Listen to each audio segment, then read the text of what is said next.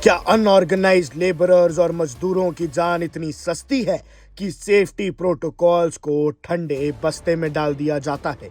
आज धनबाद से जो खबर आई है वो सिर्फ एक हादसा नहीं है, बल्कि एक गहरा सवाल है हमारे माइनिंग सिस्टम्स पर। दर्शकों, आज हम बात कर रहे हैं झारखंड के धनबाद में हुई उस दर्दनाक घटना की, जिसने एक बार फिर कोल यानी कोयले के बेल्ट में काम करने वाले मजदूरों की सुरक्षा पर बड़े सवाल खड़े कर दिए हैं। पहले आपको बताते हैं कि हुआ क्या था। धनबाद का मुनिधी इलाका, जो भारत कुकिंग कोल लिमिटेड यानी BCCL के कमांड एरिया में आता है। सैटरडे का दिन था, सब कुछ नॉर्मल लग रहा था। मुनिधी वॉचरी में रोज की तरह काम चल रहा था और अनऑर्गेनाइज्ड सेक्टर के कई मजदूर वहां कोल स्लरी, जो कि गीला कोयला वेस्ट होता है, उसका बड़े से ढेर के पास लोडिंग का काम कर रहे थे। लेकिन दोपहर होते होते ये काम एक मातम में बदल गया। बिना किसी वार्निंग के स्लरी का वो भारी भरकम ढेर अचानक से कोलैप्स हो गया। वहां काम कर रहे मजदूरों को संभालने का मौका तक नहीं मिला और कुछ क्षणों के अंदर कई मजदूर उस गीले मलबे के नीचे दफन हो गए। दर्शकों, कौन थे वो 4 मजदूर? इस हादसे में अब तक 4 मजदूरों की मौत की पुष्टि हो चुकी है। इनके नाम है प्रेम बाउरी, मानिक बाउरी, दीपक बाउरी और नारायण यादव। ये वो लोग थे जो अपने परिवार का पेट पालने के लिए दिन रात मेहनत कर रहे थे।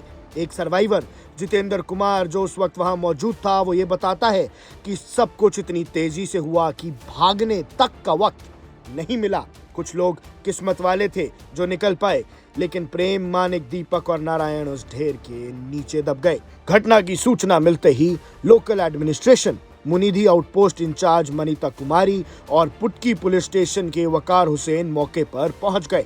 NDRF की टीम और BCCL के ऑफिशियल्स ने तुरंत रेस्क्यू ऑपरेशन शुरू किया। हालात काफी मुश्किल थे क्योंकि स्लरी गीली होती है, जिसकी वजह से एक्सकवेशन में काफी दिक्कत आती है। घंटों की मेहनत के बाद 4 डेड बॉडीज को बाहर निकाला गया, लेकिन डर अभी खत्म नहीं हुआ।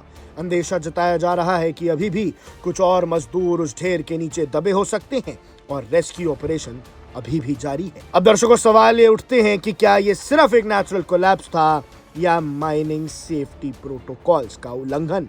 दर्शकों, माइनिंग एक्सपर्ट्स कहते आए हैं कि स्लरी माउंट्स का मैनेजमेंट बहुत सेंसिटिव होता है। क्या वहां सेफ्टी स्टैंडर्ड्स फॉलो किए जा नहीं रहे थे? क्या लेबरर्स को खतरे के बारे में चेतावनी भी नहीं दी थी? और सबसे बड़ी बात, जब ये अनऑर्गेनाइज्ड लेबरर्स थे तो इनकी इंश्योरेंस और सेफ्टी गियर का क्या हुआ?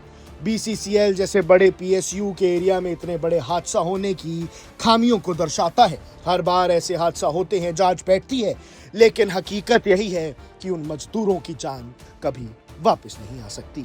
धनबाद की ये मिट्टी कोयला ही नहीं उगलती, कभी कभी मासूम का खून भी पीती है। आज 4 घरों का चिराग बुझ गया। पुलिस अपनी इन्वेस्टिगेशन कर रही है और बॉडीज को पोस्टमार्टम के लिए भेज दिया गया है। आप देख रहे हैं वन इंडिया।